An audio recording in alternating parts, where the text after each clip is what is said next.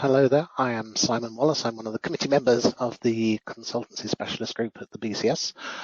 And also, hopefully on screen, you can see all four of us in our webcams. We have Colin Butcher, who is tonight's speaker. I'll say a bit more about him in a few moments. We have Antonio, who is going to be looking at your questions and fielding them on behalf of Colin. And then finally, we have Alan Moore. Alan is the chair of this specialist group. It's time to introduce Colin properly. Colin is the founder of X-Delta, specialist IT consulting company that he established in the mid-90s. He's had a successful career as a systems design engineer in industry and as an IT consultant in large IT services companies. And he's also a regular speaker both at BCS and lots of other places around the world, I believe. I'm sure he'll tell you a bit more about his work and his business so in just a moment. Colin, welcome. Thank you very much. Hello, everybody. So the idea of this talk came out of something that I got asked to do a while back, which was to give a talk about running a business. And my answer at the time was, that's not what I do. I do technical consulting. And the people who had asked me then said, no, you're wrong. You must be good at running a business because otherwise you wouldn't be doing the technical consulting. I sort of sat there and went, you might be right. Okay, let me think about it. And so this talk had its genesis as somebody else's idea. And I've used bits of this material 2 or 3 times to try and help people. So the motivation behind doing this is kind of important to me. It's all about sharing knowledge and experience. Clearly I'm getting on a bit. It's time I probably stop working so much. And it's time to pass things on to other people. So I've been doing a lot of that kind of thing technically with the people I work with over the last umpteen years and explaining a few things that have happened to me and how I see things might be useful to other people. So I hope it's of use, especially given what's going on at the moment and the number of people who are in danger of having to find other ways of working. We did set up some polls to try and find out why people had chosen to come here today. I'm not quite sure how that works, Simon. Oh, that's okay. That's down to me. I will go for your first one straight away. So, why are you here? What brings you to this talk today? This is the multiple choice one. Please do read these through and tick as many boxes as apply to you. Oh, that was very efficient. So most people have now voted. I can, I think, close that and take a look at the results. Here you go. So quite a lot of general interest I see there with people interested in how other people run their businesses. Then fairly evenly spread amongst the other options. People like the idea of running their own business. There are people looking for work, and 39% are worried about IR35. So that is an issue for several people there. Oh, that's good to know. Thank you. Okay. So that was the first one. Did you want to comment on it? Should we go on to the other 2 as well? Yeah, go. Okay. So here we go. Just interested in what level of experience people have.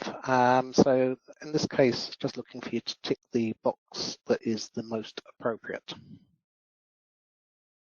Okay, that's nearly everybody. So I think I will close that one and show you what it looks like.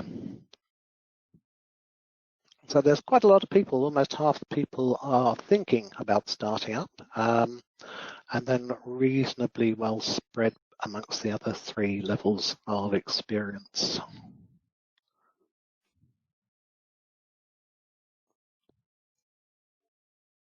And go on to the 3rd and final one, and then we get started for real.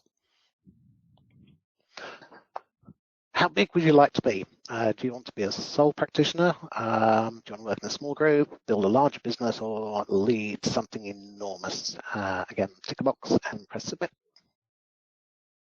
Okay, that's a good response again. Let me share that one. So quite a number of people do want to just work on their own, or at least be in a small group.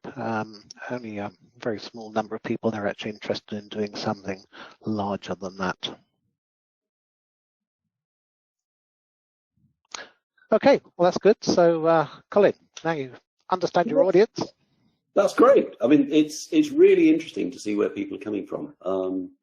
I didn't intend to start out doing this. I just got the opportunity to do it and decided I would.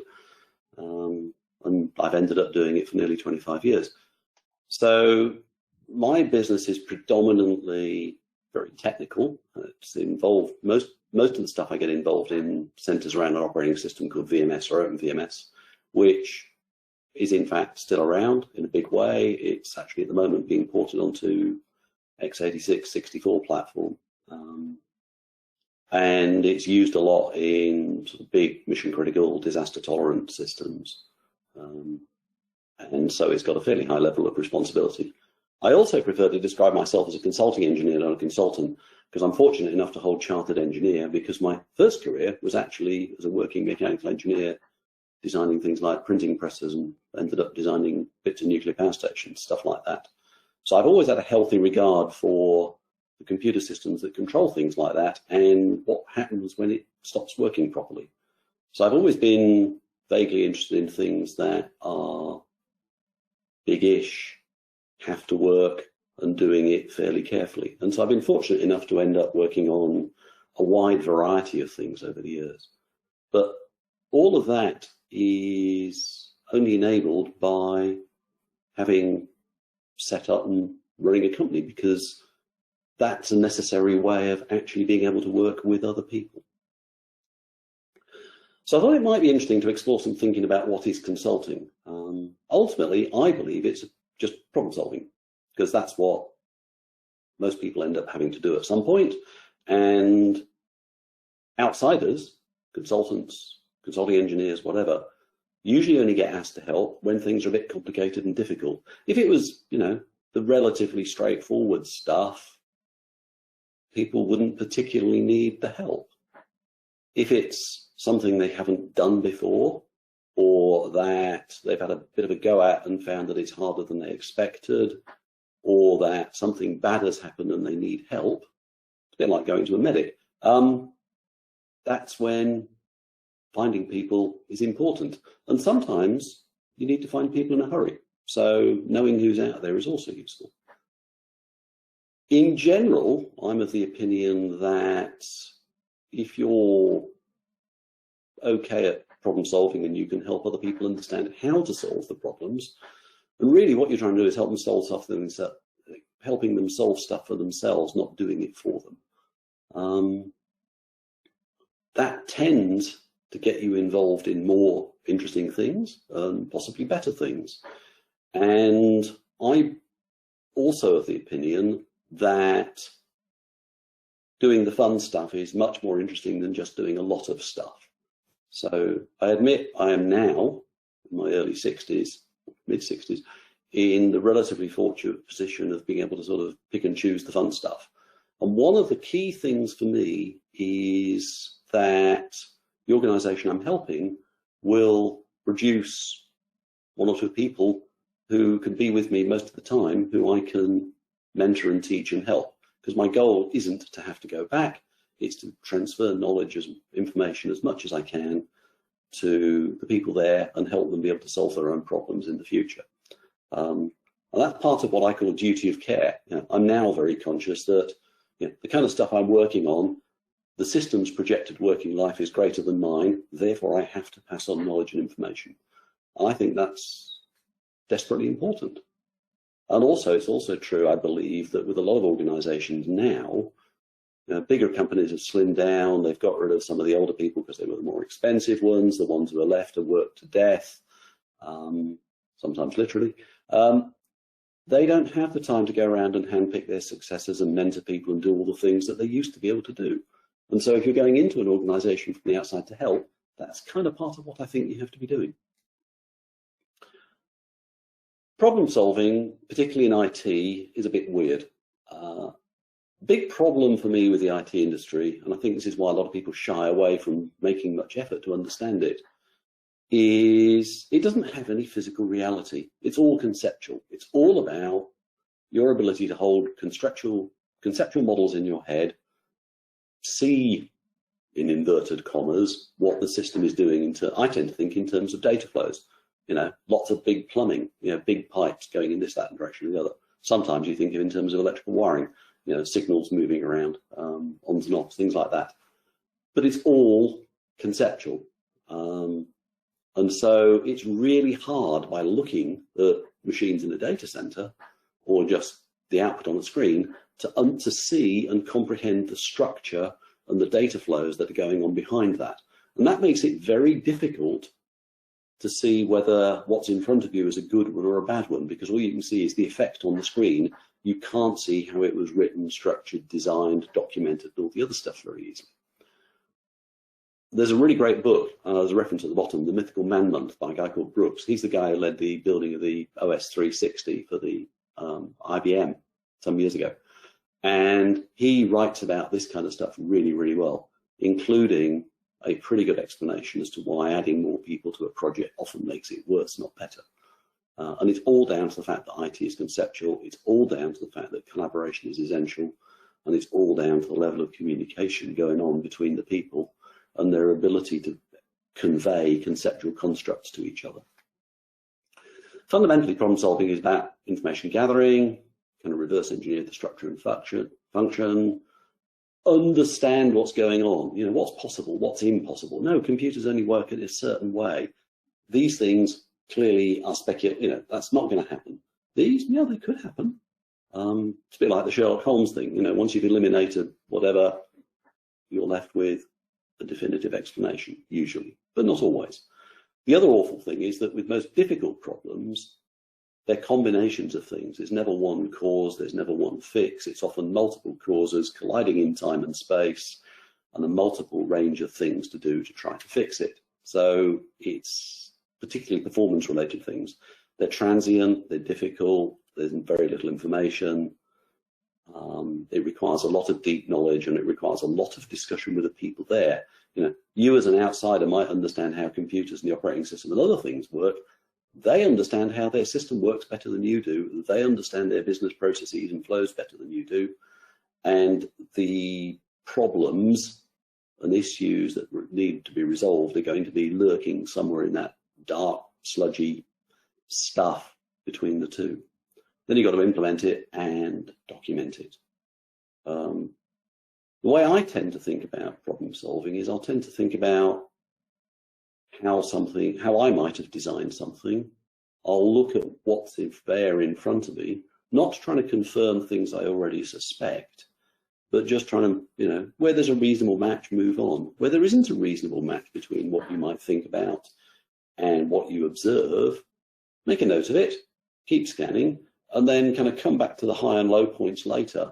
Because where there's a big mismatch between what you observe and how you might have thought of doing it yourself, that's a difference. And so that requires more information, so you can go digging. And I think that by working that way, you can do a reasonably good job of honing in on where the problem areas are relatively quickly. And then you can proceed to work with other people to find out. Working with other people is the desperately important thing, because on your own, it's really easy to go off in the wrong direction, and having other people to bounce stuff off is vital, because you could be horribly wrong. The other awful thing about being brought in as an outsider is it's terribly easy for people to believe you and go off in the direction you're already heading in. So you have to be very aware that you could be going in the wrong direction. So it's essential that you deal with people in a manner that means that you can have a sensible discussion and they're not afraid of interrupting you and saying, you know what, that's complete rubbish. For the following reasons, really we need to be looking at something very different. And so that way of working is crucial. And that's all this collaboration stuff. So your brain's in your primary tool, really. Kind of keep it in as good a shape as you can. Working with other people, never ever work alone, especially on anything mission critical. The number of times by explaining things to other people, I've caught myself about to commit some mistake is considerable. Having other people that's there is really important. The next idea I borrowed from a friend who's a medic, who's actually a very good surgeon, which is have a process you can follow and be consistent. So why does that matter?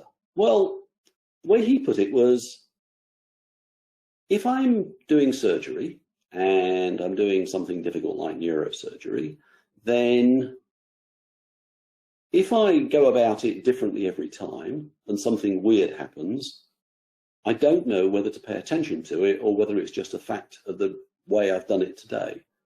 If I go about it consistently the same way every time and something weird happens, I know it's something I need to pay attention to. It's not an artifact of what I've done today.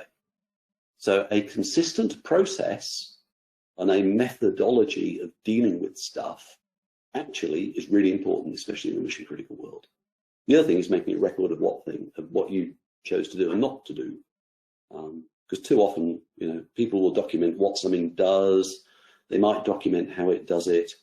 Very seldom is it documented as to why things are done in certain ways, especially why it wasn't done in certain ways. And when you're trying to problem solve something really difficult, that's the stuff that's really, really useful. And what hinges from that is that most decisions require some kind of judgment as to whether they're good or bad or what to do.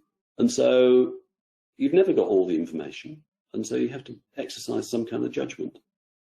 So there's a lot in here that is worth thinking about: how you problem solve, how you make decisions, how you record things. And the other thing that's essential is there's not a cat in hell's chance of ever knowing everything up front. You'll probably never know everything by the time you've finished, but you've probably got a reasonably good resolution. You may be lucky enough to actually get a really good root cause analysis, but you do have to make a bunch of assumptions in order to get started, and you have to get started. So there's some thoughts there about how to think. Key points from doing consulting, particularly the technical sort of stuff I've been involved with, is build your knowledge base. Personally, I know no better way than trying to teach other people and mentor other people. So that they keep asking questions, you keep learning. So I think that doing talks, lectures, teaching, helping other people really helps you as well. So you can build your knowledge base, increase your depth of understanding, and every so often you're in the middle of explaining something, you'll suddenly get an insight, and that's really useful. The other good thing about learning to do talks and lectures is it'll help you improve how you communicate your ideas. That's particularly true in the world we're in today, right now. This is a webinar. It's not a room with people. I can't see an audience. I can't get any visual feedback. It's very one way. And so the first time I tried doing all of these things, it was really, really difficult. I've done a few now, and it's getting easier, but it's still not that easy. I much prefer being in a room with real people, but that's not something we can do at the moment, unfortunately. The other key thing is people you can discuss things with. It's really good to have a network of people you know and trust in the same field and in dissimilar fields around the world. I've got quite a decent number of people around the world, and we'll all phone each other up every so often and have a chat. And I know fine that if Al calls me from Colorado, yeah, it's great. I haven't heard from him for ages, but he's got something on his mind and he could really do with some help. So I'll put everything else aside and help him. And similarly, Andy in New Hampshire, if I call him, he knows that, yeah, it's nice to catch up, but he sure as hell knows that I could do with somebody else to bounce an idea off. And so having people you can discuss things with and trust to help you when you need it, and doing that for them too, is really, really essential. And if you're lucky, and I have been on a few occasions, you end up working with people who fall into that category and you keep in touch with them. And that's great. Really nice when that happens. Colin, I have a question and also a comment. How do you price your services, and what utilization rate do you assume? Yeah, can I I do have some slides around that sort of stuff later on, so can I just defer the answer until then? I'll give a quick answer now, which is you're never really in control of your workload. Nice idea, but things will collide. The other is try to avoid working on a day rate. Try to think about it as a project and a piece of work, and work on a project basis or a fixed price basis or a quasi-fixed basis or something like that. So this isn't about working on a day rate through an agent. This is much more about working as a very small version of a bigger company. But I'll come around to that in more detail shortly, if that's okay. Brilliant. And also I had another comment that it's just a comment was saying that the lack of feedback could be really frustrating. And I understand that was for a little bit earlier, one of the points. So, yeah. So yes, this is where the questions and comments things are really, really helpful. But it's what I'd love to see is some, wizardy, wonderful, redesigned webinar system where you've got the abilities, if you were talking. I've used this for the conference once, where they actually had a sort of webcam in reverse, and I could actually see the conference, the delegates in the hall. That was great, but of course I can't do that now because everybody's in at home, etc. So it's just, unfortunately, one of the things we're having to learn to deal with. Thank you. So let's pick up on this part. So that's a sort of shift away from some thoughts about what consulting is to some thoughts about now, how do you do this? So these are questions. I've had several people come to me and say, I'm thinking of starting out on my own. What have you any advice? And so I tend to ask some difficult questions. So what motivates you? Well, that's very good. Why should anybody hire you? What do you do? And crucially, how can you describe what you do concisely and clearly enough that they understand it well enough to be able to come to you and ask you to help them? I know lots of people who like the idea of doing this kind of thing, and a lot of people have really struggled because they can't clearly explain what it is they can do to help somebody. So that's really, really important to figure out. And that's really difficult to figure out. And that's where having friends and other people to bounce ideas off is really, really important. And then how do people know that you exist? I've ended up being fortunate enough to be asked to give talks and lectures at lots of big conferences and stuff like that. And so I've ended up becoming moderately well known in the world I work in, but it wasn't deliberate. I didn't set out to do that. I just ended up being asked to give talks and lectures, and then it sort of evolved into, actually, it turns out that was a really good idea. But it wasn't something I set out to do. Another question that's really worth answering, and this is a really ugly question to ask, is how are you going to survive if nothing happens for a while? This happened to us actually a while back. We just bought a new house. It needed a lot of work doing. My wife was working for a moderate size IT service provider as a project manager. The company she was working for, that part of it went bang. She got made redundant. The kind of world I work in, I just finished up being really, really busy. The trap there is when you're really, really busy, you're not doing talks and lectures or anything else, so nobody knows you exist, or they forget about you. And so my wife was redundant for nearly a year, and I had to survive best part of 8 to 10 months without doing any work. And that will happen. So how are you going to survive? What kind of buffer have you got to cope with that?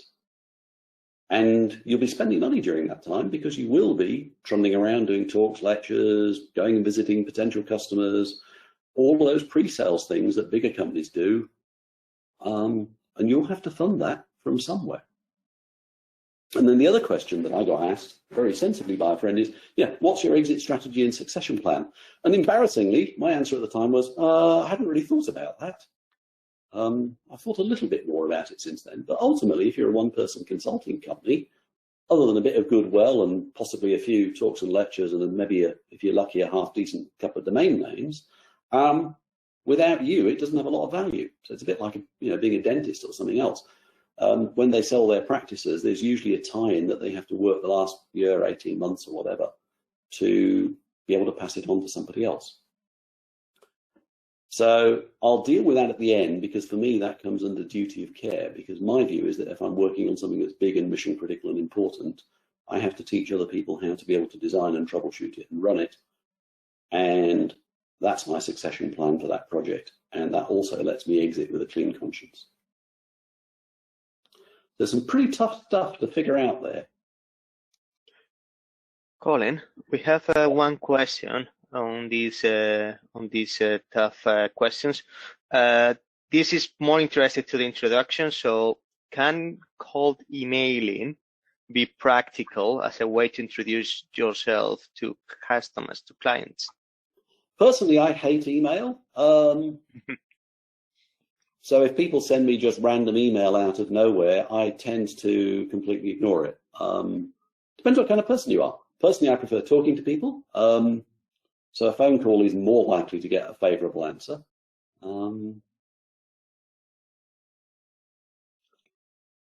Sometimes the best way of somebody saying something is actually somebody else to say it for you. So having other people doing things for you is often a better solution. That's why marketing companies exist. It really depends on the world you're in, how many people you're competing with, whether you're used to dealing with agents, a whole load of things. I'm not sure. Cold emailing is something I've never tried, because it wouldn't cross my mind to do that, really.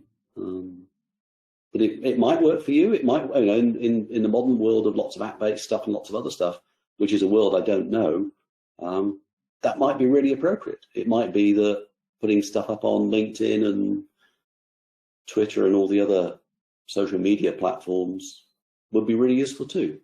You have to find something that works for you. And it's worth trying all these things. Problem with email is very simple, which is that email is only ever written and sent in the context of the sender, and email is only read and thought about by the receiver in the context of the receiver. That's one of the reasons why things like humor and other stuff don't work very well in email.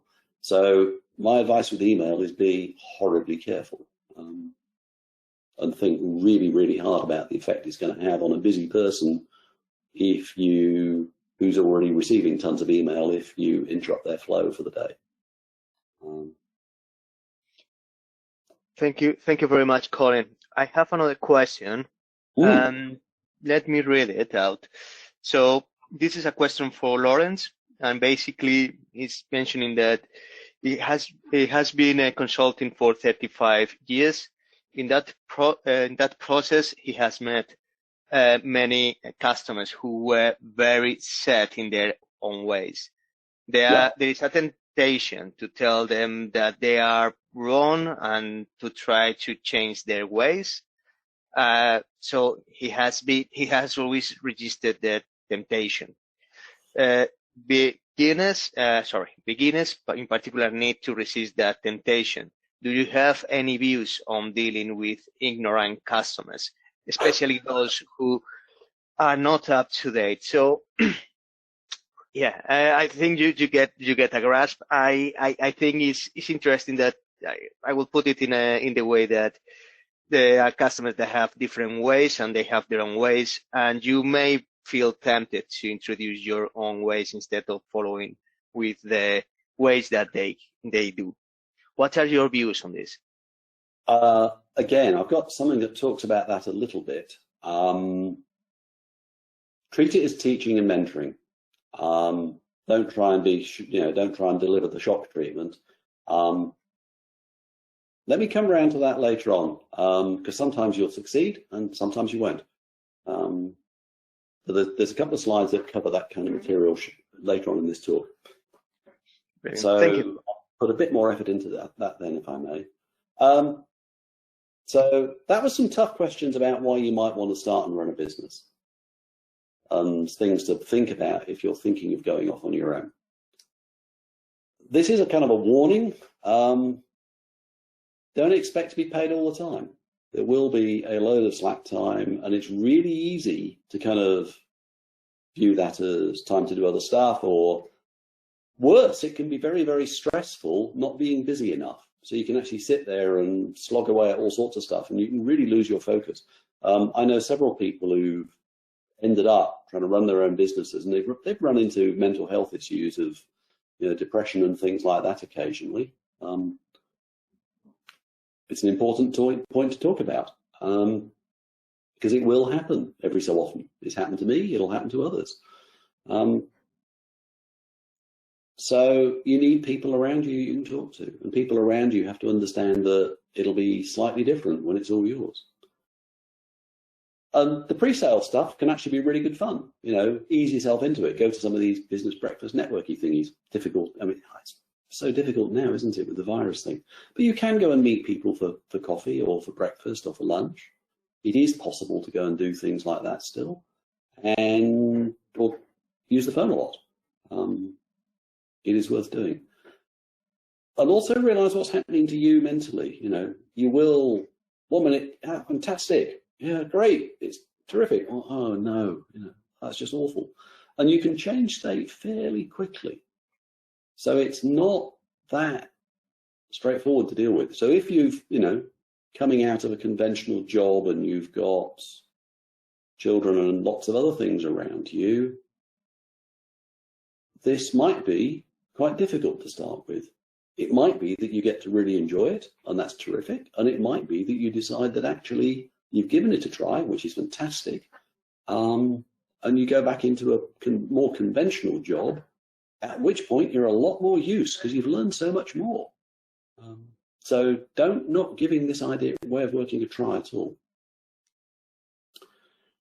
And I'm firmly of the opinion that all business is personal, and there are all these things you have to think about around fitting in or not fitting in. This is where it's a bit like the email thing, they operate in their context. You operate in your context. They've been kind enough to involve you. You have to do a better job of fitting their context than yours while you're there. Keep in touch. Things like that. I'm fortunate. I've got now, having been doing this thing for quite a long time, pretty decent network of people around the UK, Europe, folks in America, places like that, where we all keep in touch with each other and kind of jolly each other along when needed. And my friend Gerald, who is brutally cynical and very funny, has come up with a number of good quotes. And one of the ones I rather like is, "My dear chap, remember, you're only as good as the last time that somebody thinks you didn't do a good job, because that's what they'll tell somebody else." I like Gerald a lot. He's the kind of chap I take out for lunch every so often because, well, one, he's a really nice chap, and two, he's a really good person to talk things through with. So there are people out there who can help and mentor you, and knowing who they are and asking them for help is a really, really good idea too. One of Gerald's other quotes, which I rather like, is, "My dear chap, never wound a problem, kill it." He's a bit brutal, but pretty effective. You also aren't just a person, you're also a business. So you've got to behave like one. Collaborate with other people, contribute to professional communities. Understand what you think you're doing, understand what the client thinks you're doing, and try to reflect it in a statement of work. Great thing about running your own business as opposed to working for somebody else's business is you are in control of whether you say no. And to be honest, that's about the only control you've got. You're not in control of their timescales. You're not in control of how well things go or how badly things go. You're not in control of nearly everything. But you can choose not to get involved in the first place. Or if you really have to, you can say no when the boundaries of the statement of work get pushed too far, and you can start to do some renegotiation. The other thing that's really important is building in what I call recovery time. Particularly if you're doing something very difficult and complicated, it will be stressful. You may not show it, and it will take you time to recover from it. So as a business, you have a responsibility to yourself as well as your customers, and that responsibility includes building in recovery time so you can do at least as good a job the next time around. But there are occasions when you'll end up running 2-3 projects at the same time. You will be tearing your hair out. You will be running around. You might end up bringing people in as subcontractors, doing all sorts of stuff like that. And that's what you've got into by choosing to work this way. So, you know, it'll be occasionally a bit of a bumpy ride, but in general, it's quite good fun. There's also a whole load of things that you have to do that you probably find really unexciting. I certainly do, but it's really important. And you have obligations, VAT, PAYE, and all the rest of it. So having people to help you do all that kind of stuff and keeping in regular contact with them and getting on with them is really important. It might even include your, you know, occasional visits to an osteopath or a chiropractor or, you know, whatever. There's all sorts of things that are useful to help you relax, if that's what you need, as well as people who can help take load off you and deal with all the things that you don't want to know. And they have to be people you can really trust, because a lot of these things have got, you know, dealing with HMRC, there are fixed timescales and penalties if you don't get it right. So offload what you can or what you're not interested in, but it's still your responsibility to make sure that it's done right and that you give the people who are doing this stuff for you the information they need in adequate time to be able to do it well for themselves so that you don't get surprised by something. Yeah, there's no point in turning up at your accountant's door with a day to go with a bag full of receipts.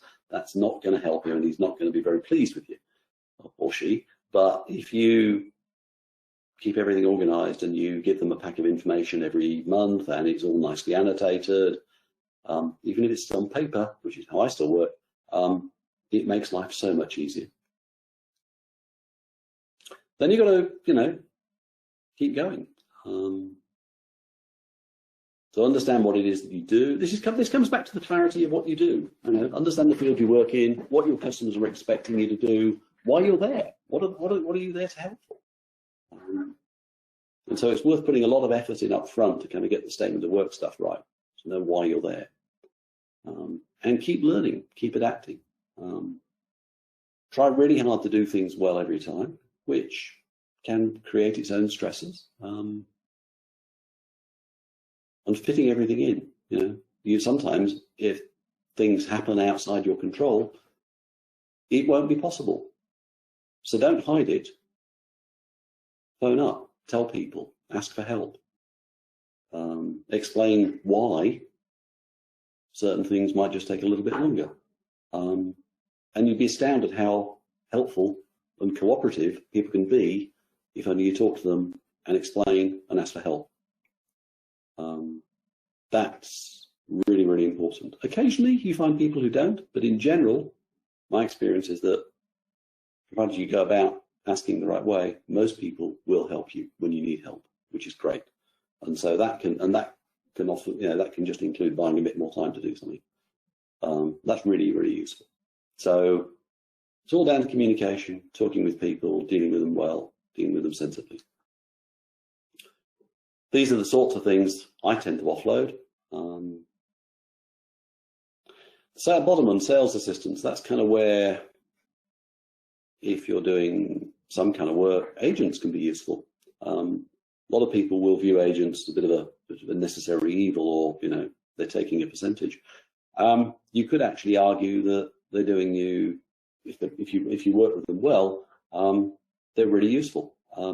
They're worth their fee because they save you a whole load of hassle.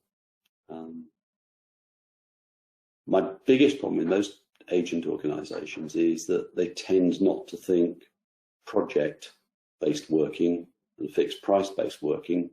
They tend to think day rate-based working, but not all of them do, and some of them understand the other way of working and in fact really like it because it lets everybody do a better job with less pressure. Colin, I have another couple of questions. It's okay if we go through them right now? Sure. They are regarding on how to network in local communities.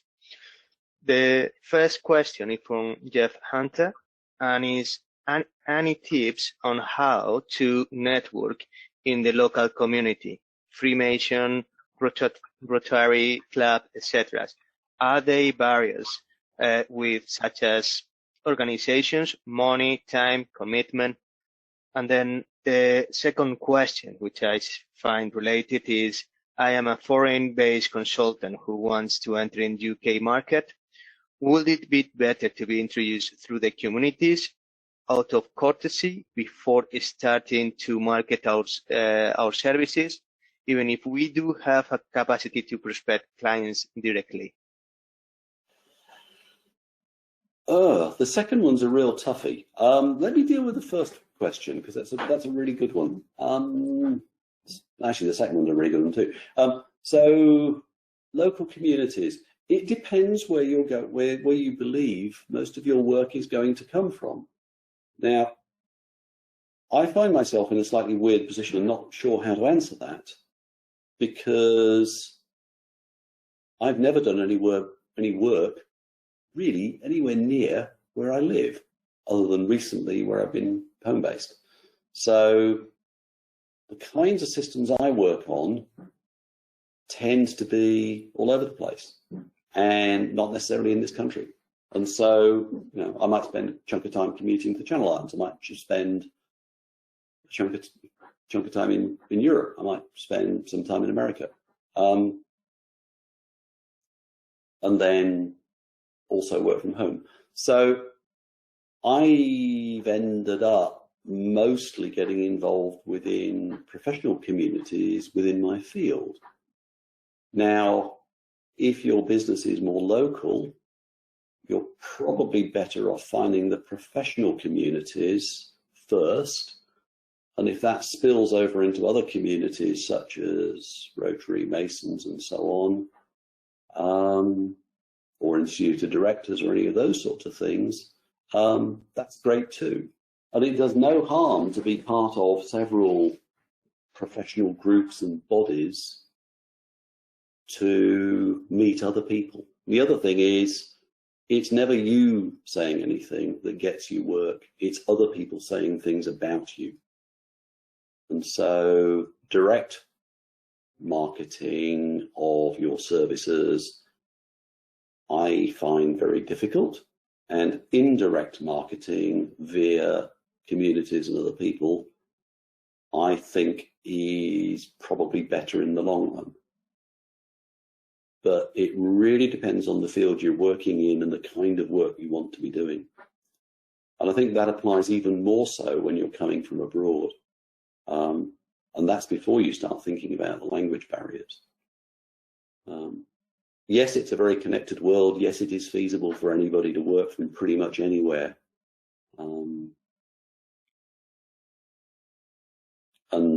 But the first thing is, for me, is publishing useful and helpful information that makes people want to come to you. It's much better if people approach you than if you approach them, and thereby making information available that they might find useful and helpful is good.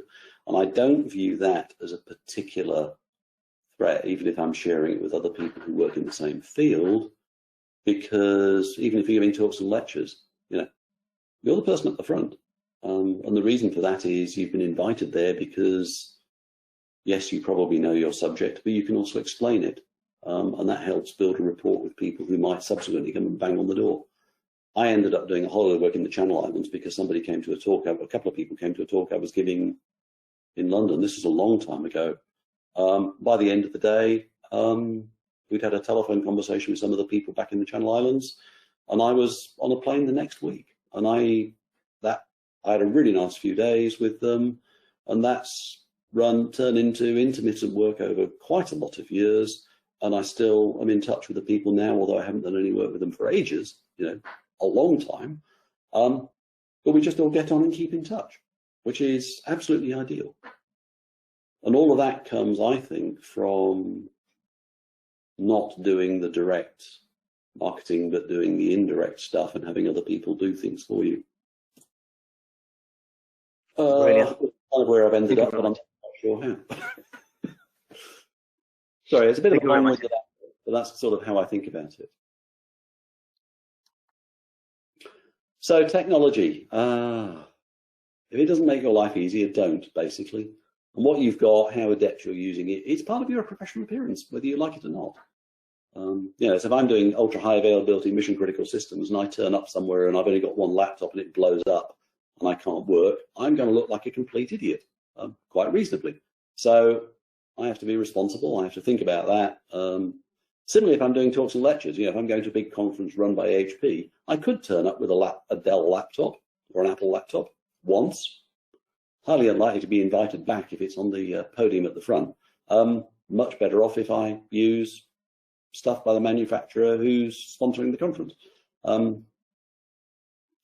So little things like that really matter. And your ability to do things depends on everything being ready to go when you need it.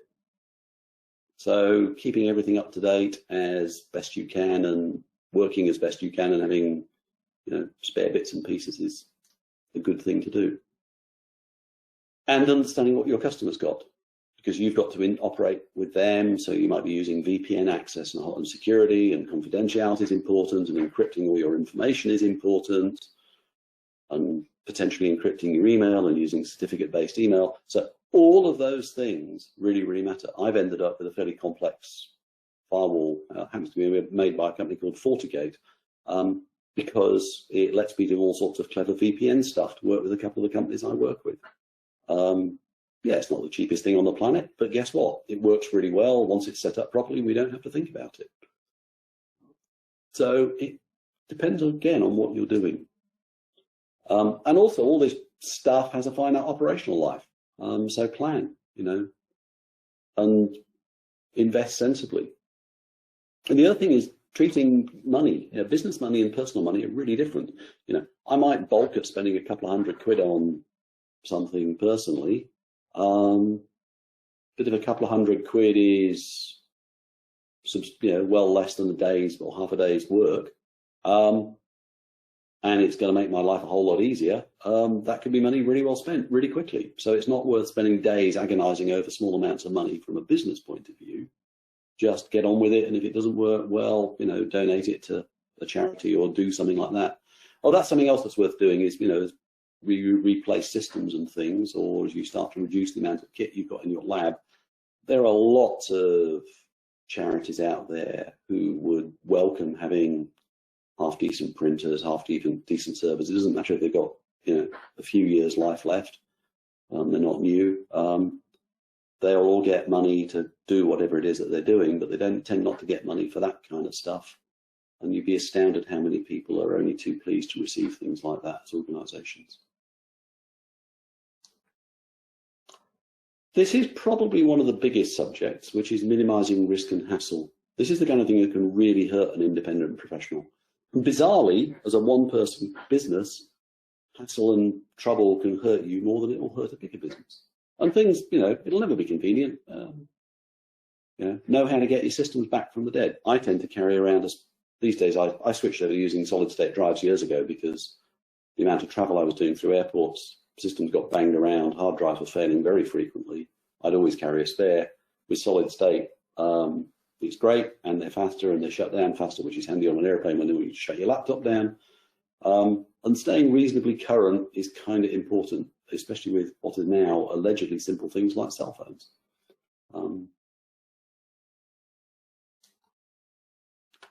This is an interesting one. So if you've kind of got things going and you need some help, or you want to go on holiday or whatever else, are you prepared to risk your reputation to help other people?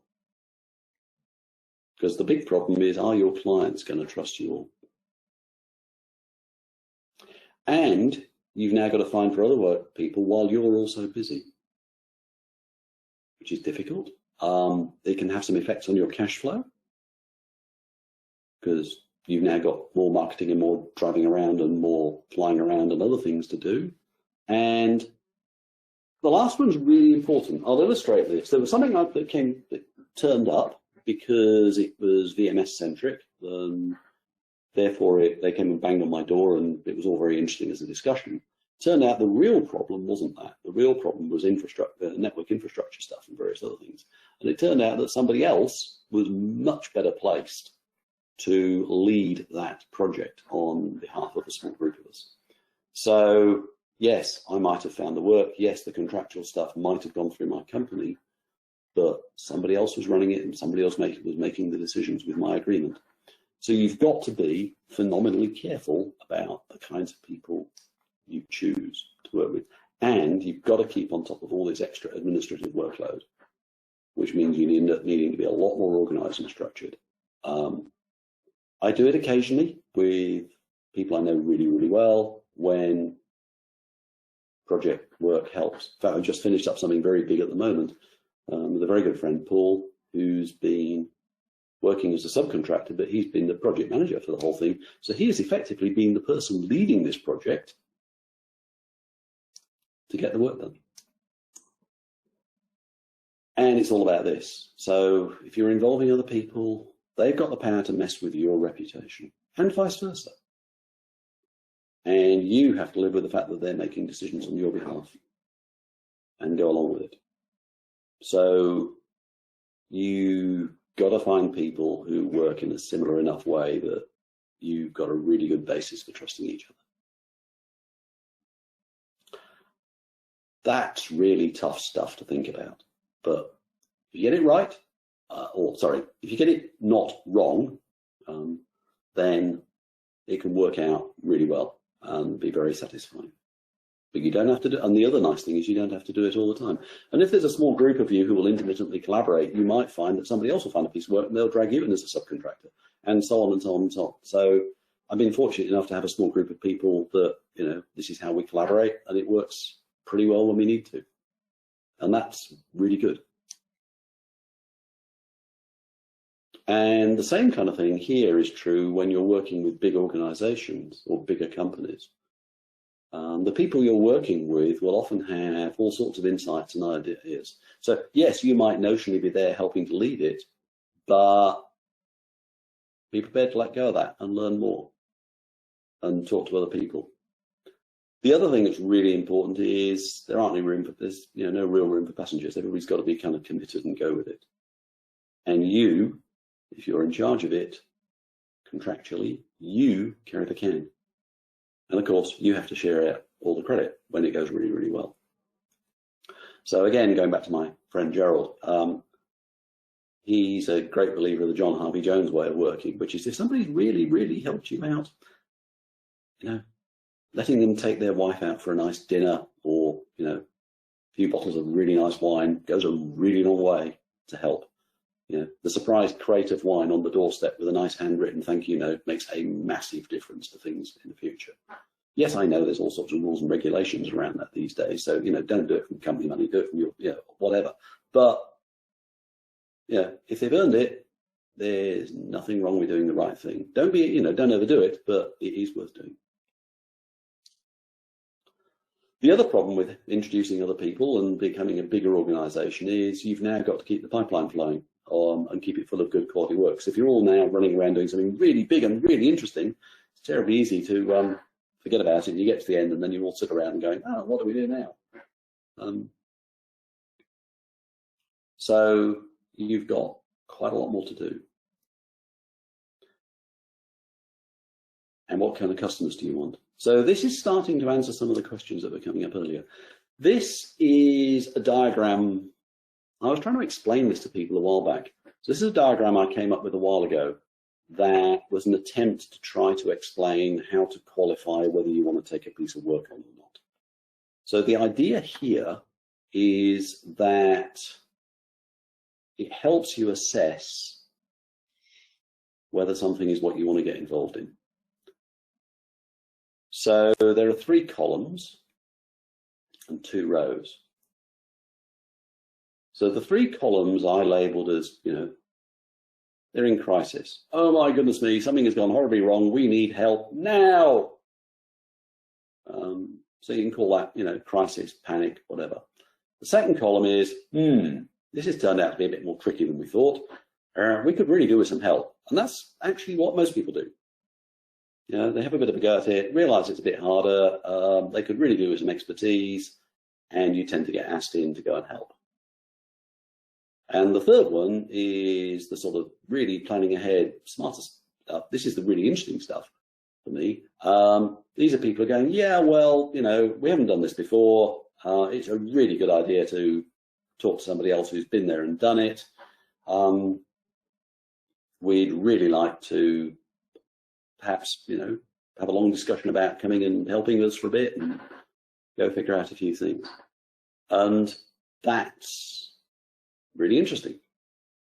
After that, the conversation tends to go one of two ways. So let's get rid of the lower row first. So if the first question is, how much?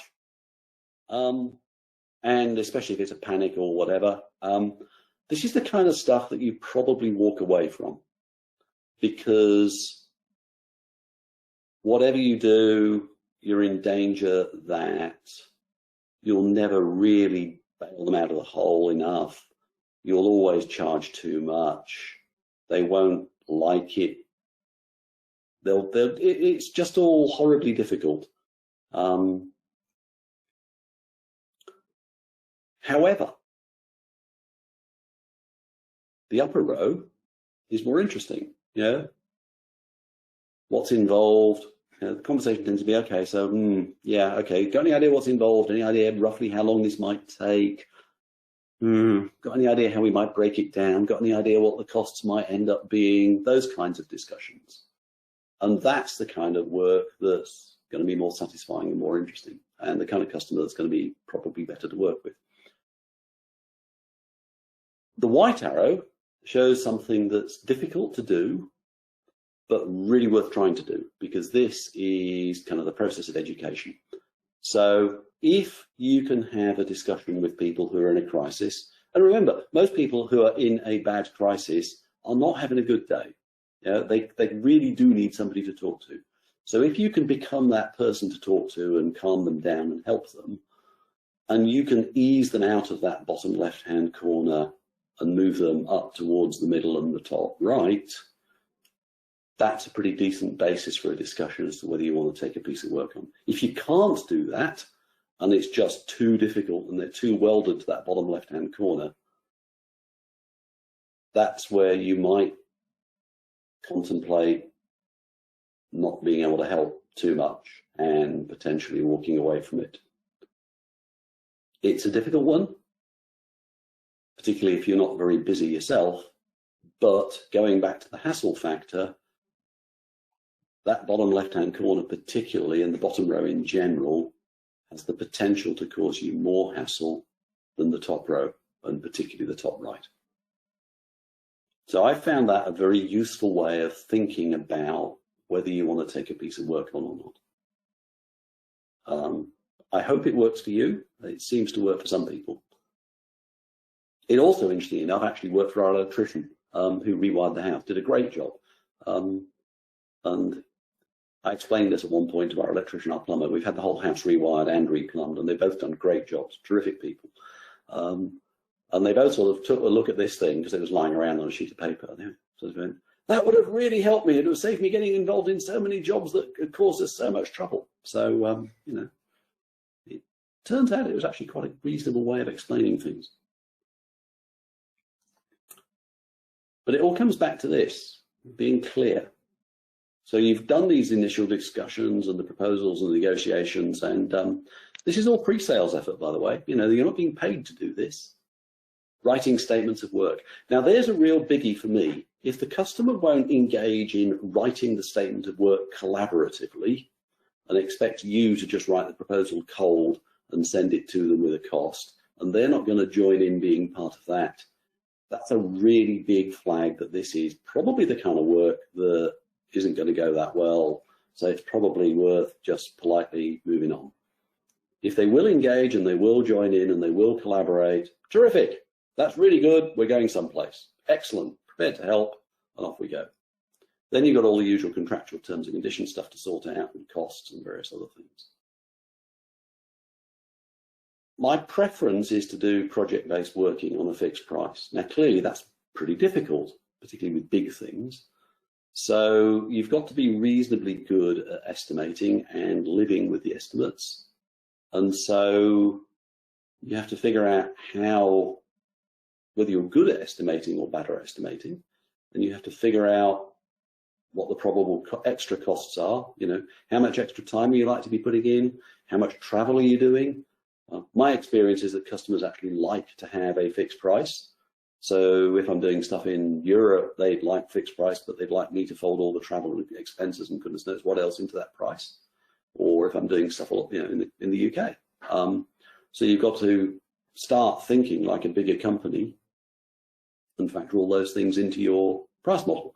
And then you've got to start putting that against your statement of work and breaking that down. And then you've got to start thinking about stage payments and having a percentage up front and another percentage at an agreed point, and maybe another percentage at another agreed point, and then the balance when you're finished. Or it might be that you break it down into you know, the classic way of breaking something fairly difficult down is a sort of 2-3 weeks fixed price discovery phase. You can price for that.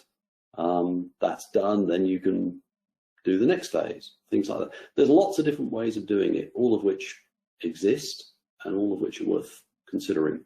So, you know, something that might be 9 months' work, breaking it down into stages and stage payments along the way is a really sensible thing. But the big thing is commitment from both sides, and that's where it comes back to, are you going to collaborate with them on writing things like the statement of work, the terms and conditions? You know, it might be a week's work to do some of that. You might be able to agree that they'll, you know, pay a small fee to at least cover your travel and expenses. And, you know, you might climb on an airplane and go to Edinburgh for a week and largely work for free, because this is work, but you're not being paid for it because this is pre-sales, but they might at least cover some of the travel and expenses. And all that means that, you know, you're building a relationship, you're working out whether you can collaborate and whether you can get on. And there's nothing wrong with you agreeing that you can't and that somebody else could do a better job and politely walking away from this. Equally, there's nothing wrong with, you know, really going for it, keeping in touch, collaborating, and off you go and you stay in touch for years. And this is about delivering what you do. Contractual boundaries really matter. What are you doing? More importantly, what are you not doing? You know, how elastic are the boundaries? How far do we push the boundaries before renegotiation takes place and the price changes? Getting paid on time is really important. My experience is that most people, particularly if they need this kind of help, will in fact pay on time. That's not a problem so far I've had. And equally, pay your subcontractors on time if you're using them and keep on top of it all. And you don't need lots of customers. You just need a reasonable number of good ones. Lastly, really, this is the duty of care thing that I talked about at the beginning. So understand what your duty of care is, then you've got a good basis for making decisions. I'll use a fairly extreme example to illustrate the point. One of the things I've been lucky enough to work on over the years is all the core VMS clusters that run the blood service for England and Wales. And I've been collaborating with a software company up in Cumbria a lot. So I'm doing the sort of system platform data center engineering stuff, and they're doing all the application stuff. And then we're working a lot with the end organization, which is part of the NHS. It's an NHS agency. And I came to the conclusion fairly early on, my duty of care isn't, although I have a duty of care to all of these people and all of the above, my duty of care at the end of the day is really simple. It's to the relatives of the people who are going home boxed if we make a mistake. And that's the decision by which you make, that's the yardstick by which you can make good decisions. It reduces it to something pretty simple and pretty straightforward. You know, does this decision compromise that? Oh, yes. Okay. I mean, there will be compromises, you know, money and a whole bunch of other things matter. But fundamentally, you need some kind of yardstick by which to make decent enough decisions. And then teach it as you go, passing on knowledge and experience. And also, it's really hard. You've got to let them do things their way, not yours. but try to educate them. This comes back to the point that somebody made earlier, and this is where educating them about other ways they could do things might lead to change. Another good reason for not having them do things your way is then you're not a single point of failure, which also means that you've thought about all the succession planning and how you can ultimately put it down and walk away. There's another really good book that's worth a read if you're interested, which is a guy called David Maister wrote something called The Trusted Advisor, which has been around for ages and is still very valid. It contains a lot of useful information. So it's a bit of a leap over an awful lot of stuff that I've learned over the years or thought about over the years. Can't claim to have done all of it necessarily very well. But hopefully it's useful information to share with other people who are thinking of working this way or have been working this way for a bit. Which pretty much takes me to the end. Thank you for listening, and I hope you found it of interest. Antonio, are there any more questions that we need to? Yes. Hi, Colin. Actually, yes. So we have a few more questions. We have a couple of questions related to tooling. So on the one hand, what business of software, what kind of software for business solution can you recommend? So this was in response for offloading of administration task. And also on the same perspective, we have a second question, which is, do you have a standard set of terms and conditions that you prefer? How often do you need to consult a lawyer to review contracts and terms and conditions? Okay, let's answer the first one, the software related package thing. Mostly, I don't do any of that. I send invoices by writing them in Word. I convert. The only thing I really stick with is I only send documents as PDF. So I invest in Acrobat Professional, and I use that to ship documents. Pretty much everything I do ends up as a written document of some shape or form or other. Or if I'm doing a lot of work on systems, I might end up writing a lot of code to control the startup and shutdown of the system. So I deliver that. I don't really write software, and so I don't particularly deliver lots of code. I try to make sure that whatever I do gets put into the customer's change control systems or version control systems, things like that. Pretty much all the things like accounting and finance and everything else, I give it to my accountants and I let them worry about it. I don't do it myself. It's a weight off my mind. I don't find it interesting. I don't find it easy. I like the ability to just put together a monthly pack, deliver it, and it's out of my mind.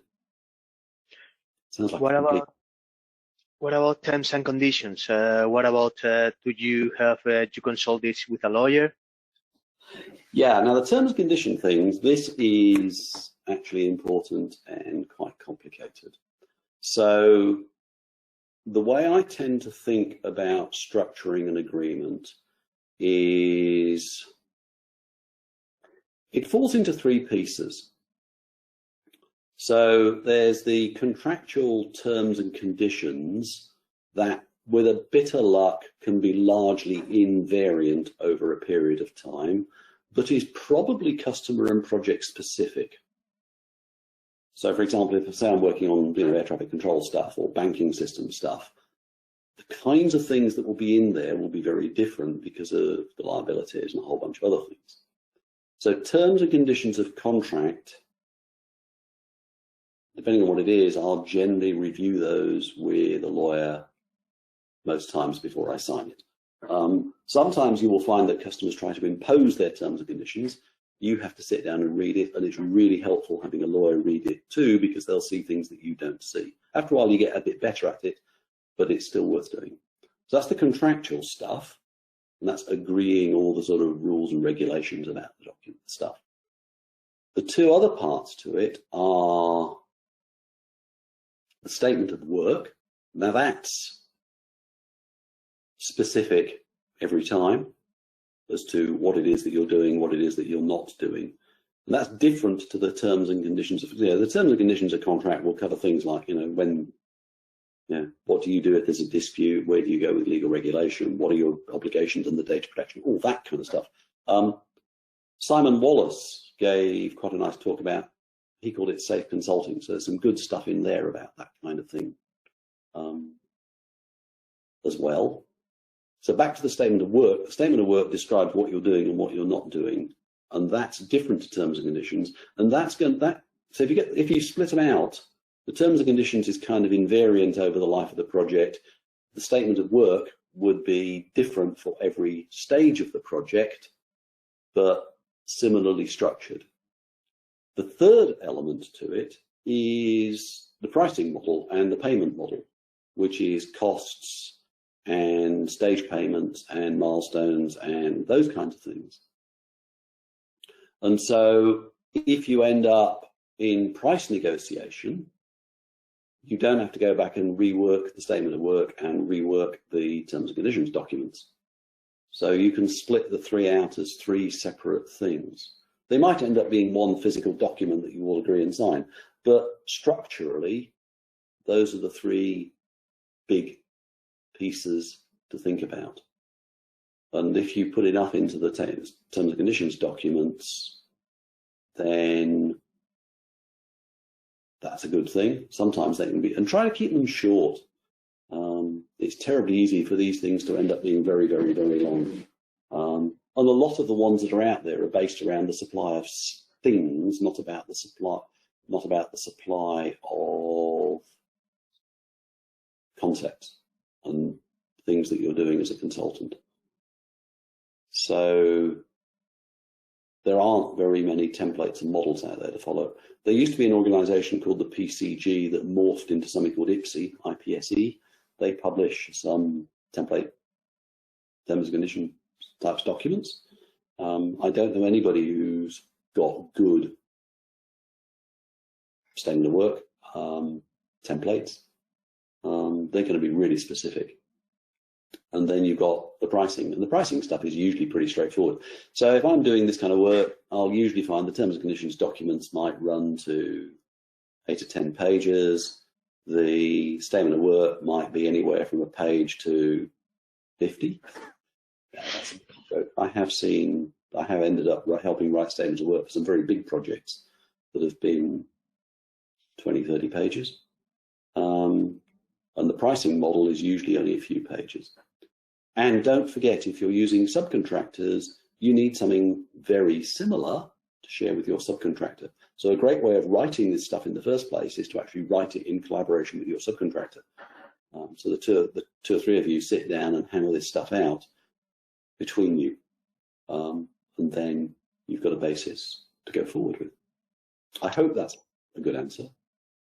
Actually, it is, and also brings in another question. So you are talking now about subcontractors. So how would you ensure the subcontractor quality of control? The only people I'll bring in as subcontractors are people I've known for a really long way and who I would trust utterly. So let me give you an example of a really good one. There's a friend, Tim. He doesn't want to be a designer, but he's actually very good. He's a brilliant implementer of systems, stunning reliable. We'll meet up. We might have, in the old days, we'd have had dinner. He'd ask a bunch of sensible questions. He'd go away and just get the job done. And if anything happened, I'd get a phone call. So the phone call was either we'd finished or this has happened. I'd like to check with you before I make a decision. Okay. What do you think we should do? I think we should do this for the following reasons. Sounds perfectly sensible to me. Please carry on. Okay, done. That's an example of the level of trust you have because you know people really, really well. I've never used anybody I haven't known for a very long time and don't trust utterly as a result. But that's because of the kind of work I'm doing. If you're in a very different field and you're just knocking code out and you can well specify what needs to be written and you want to choose to use a small software company based in a different country because their price is low, the quality is good, and the speed is excellent, then that sounds great. Brilliant. I have another couple of questions going. Hope you don't mind. No, it's fine. I have one on regards to this one. I have two. One on regards of networking and also on regards to mentoring. So in terms of network, would you also collaborate with competitors? Absolutely. That's essential. Because one of these days they might be a subcontractor or you might be a subcontractor to them. Depends on the field you work in, I guess, but absolutely, the world I work in, it's a relatively small world. We all know each other. Why would you treat them as competitors? Nothing wrong with sharing information with them at all. Yeah, I mean, obviously, not confidential stuff, but technical information, things like that. That would make sense. Sorry, what was the other half of it? Was is it regarding mentoring? So, how do you have any advice or to find a suitable mentor at a time, for example, at a time like this? Oh, that's a really hard question. It's a really sensible question. It's a really hard question to answer. I'm falling back on people I've known for a very long time. Having said that, and I hope he feels the same way, I've only met Simon, Alan, and Antonio very recently through the BCS consultancy SIG. We seem to get on really well. I can't see why we wouldn't keep in touch. And that's the kind of relationship that's potentially going to be really helpful to you and to them. So it's really hard to say, but this kind of event can potentially help you. Giving talks and lectures will definitely help you. Going and meeting all sorts of other people in different circumstances will help you. My experience is that, mentors are probably going to be older than you, not necessarily. I've met people through all sorts of things. This chap, Gerald, I know, is a good bit older than I am. We met through helping run a user group a long, long, long time ago, and we just got on and we've kept in touch as friends. It's great. But to go and find people deliberately, I don't know, because I haven't had to do that yet.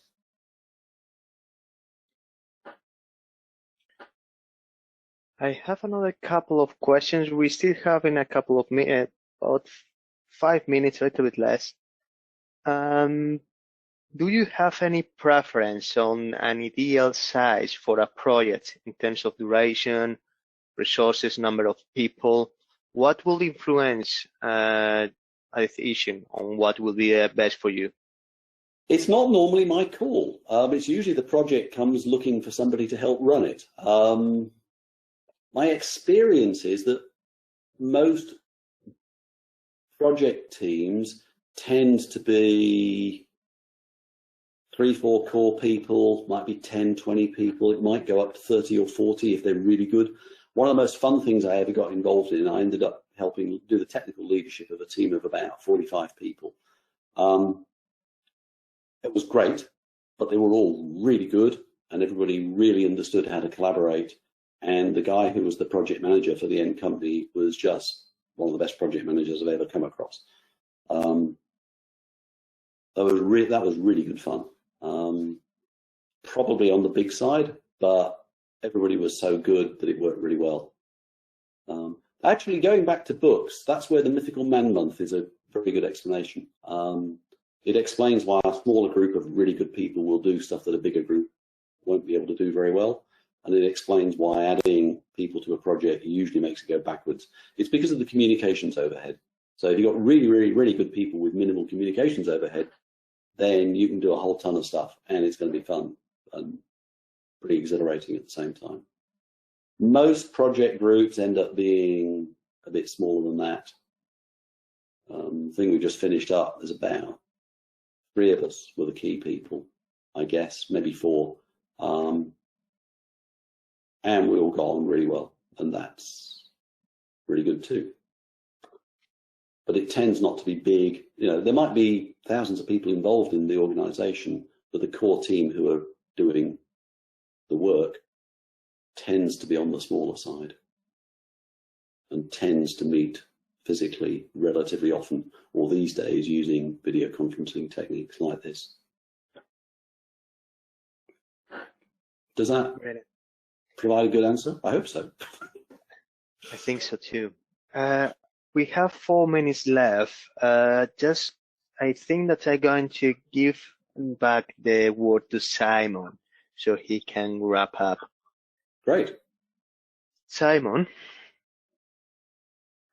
Hi, well, thank you very much, guys. That was really wonderful listening to those experiences and those words of wisdom. And I thought the questions were rather interesting and sometimes challenging as well. But thank you very much for the mention of my talk, by Colin, which reminds me that, yes, we will be putting a recording of this session on the BCS specialist groups page.